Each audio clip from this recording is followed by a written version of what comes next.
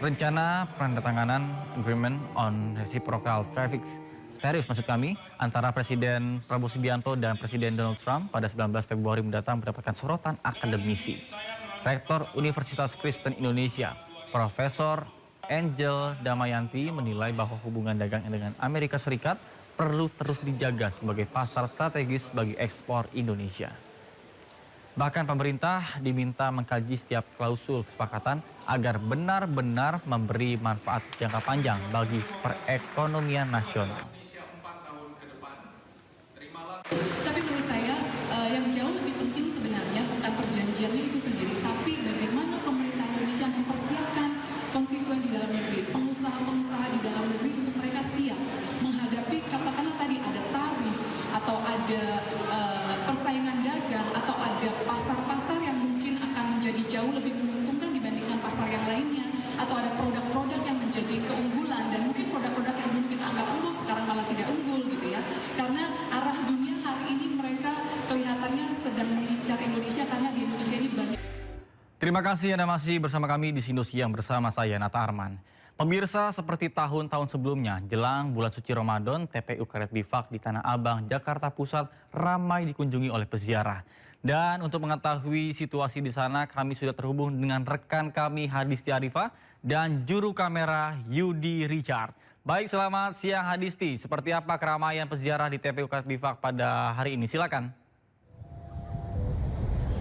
Iya, selamat siang Nata dan juga pemirsa. Terkait keramaian di TPU Karet Bifak siang ini sudah mulai terjadi. Dari pantauan saya sejak pagi, peziarah ini sudah berdatangan dan semakin siang semakin ramai masyarakat yang datang hari ini untuk melihat kondisi makam keluarga atau kerabat mereka, sekaligus juga menghantarkan doa untuk keluarga dan kerabat yang telah meninggal dunia. Dan selain berdoa, momen ziarah ini juga dimanfaatkan oleh peziarah untuk melakukan kegiatan bersih-bersih di sekitar area makam. Tadi kalau dari pantauan saya terlihat masyarakat atau peziarah yang datang ini membawa alat-alat kebersihan, kemudian mereka memotong rumput-rumput liar ataupun juga menyapu daun-daun kering yang ada di sekitar area makam. Barulah selanjutnya mereka menaburkan bunga dan menyirami air mawar ke makam dan ditutup dengan kegiatan doa yang mereka hantarkan untuk warga atau kerabat mereka yang telah meninggal dunia. Nah, fenomena ziarah ini memang menjadi salah satu tradisi ya yang biasa dilakukan oleh masyarakat jelang bulan Ramadan atau memasuki bulan puasa setiap tahunnya. Begitupun juga di TPU Karet Bifak ini sudah terjadi peningkatan peziarah dalam beberapa waktu terakhir ini. Nah, kebetulan memang hari ini juga sudah mendekati bulan puasa atau sekitar 1 pekan jelang bulan Ramadan, sehingga dimanfaatkan oleh masyarakat untuk berziarah ke TPU ini, mengunjungi makam keluarga atau kerabat mereka, dan juga ini bertepatan di akhir pekan sehingga banyak masyarakat yang memanfaatkan waktu luang atau waktu kosong mereka di hari ini untuk aktivitas ziarah atau nyekar ini.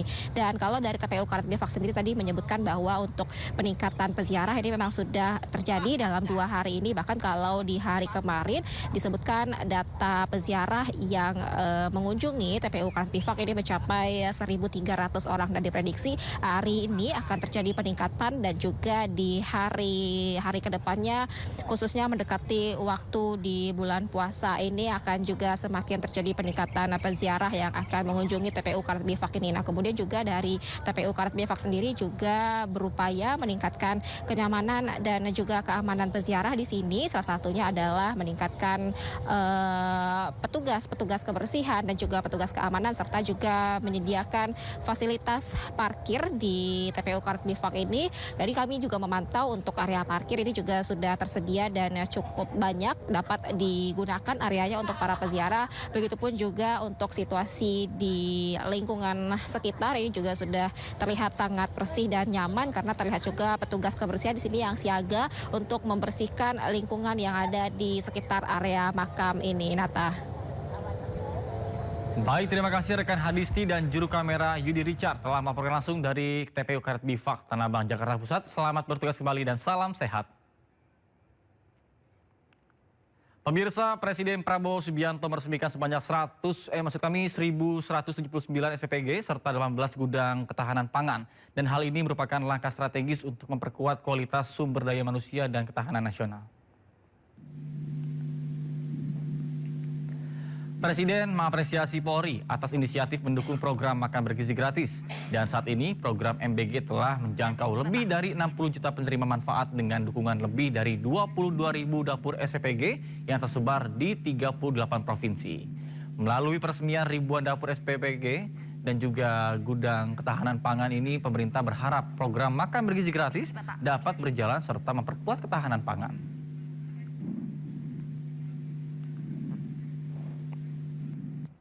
Pemirsa, ada momen menarik saat Presiden Prabowo Subianto menghadiri peresmian SPPG dan gudang ketahanan pangan yang berlangsung di SPPG Polri di Palmerah, Jakarta Barat.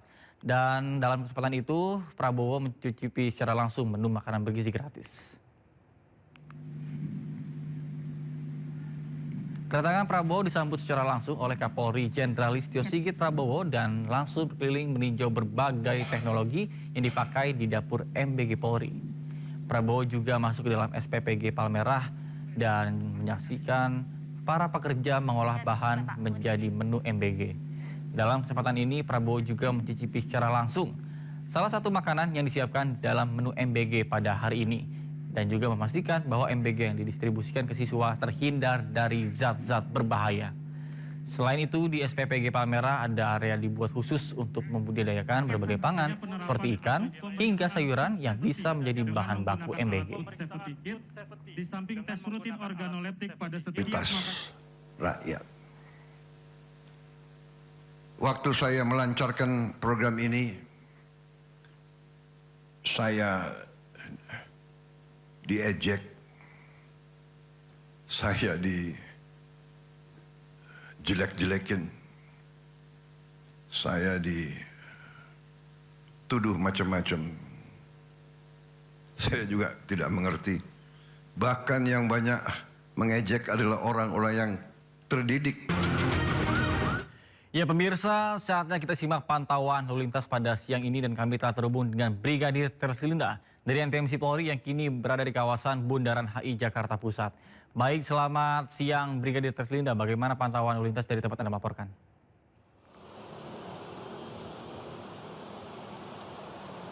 Ya baik, terima kasih Nata Arman dan selamat siang pemirsa. Pada aktivitas siang kawasan Bundaran HI ini dalam keadaan ramai dan lancar seperti yang terlihat pada layar kaca untuk arus lalu lintas dari arah Tamrin yang akan mengarah ke Sudirman. Sampai saat ini dalam keadaan ramai dan lancar, di arah sebaliknya juga dalam keadaan ramai dan lancar. Dan memang dominasi kendaraan siang hari ini lebih didominasi dengan kendaraan pribadi roda 4. Tentunya juga meskipun terbilang normal arus lalu lintas di aktivitas siang hari ini, kami harapkan Anda tetap menjaga batas kecepatan, kemudian jaga jarak aman kendaraan Anda.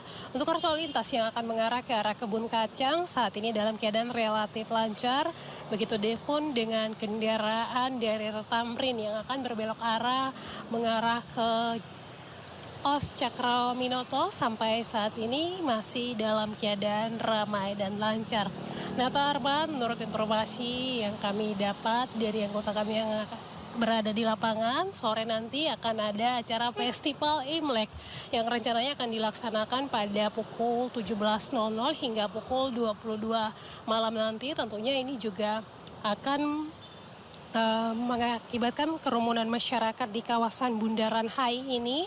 Untuk itu kami juga harapkan nanti pada pelaksanaan Festival Imlek di kawasan ini Anda dapat mengikuti arahan dan petunjuk petugas kami yang berada di lapangan, di mana apabila terjadi kepadatan kendaraan di kawasan ini rencananya akan dilakukan rekayasa lalu lintas. Namun untuk rekayasa lalu lintas ini masih bersifat situasional, melihat kondisi di lapangan. Tentunya besar harapan kami Anda dapat mengikuti arahan dan petunjuk petugas kami yang berada di lapangan apabila terjadi peningkatan volume kendaraan di kawasan ini. Hal ini untuk mengatur jalannya arus lalu lintas sehingga kegiatan masyarakat pada kawasan Bundaran HI ini juga berjalan dengan lancar, termasuk pengunjung ataupun masyarakat yang akan beraktivitas di kawasan Bundaran HI ini.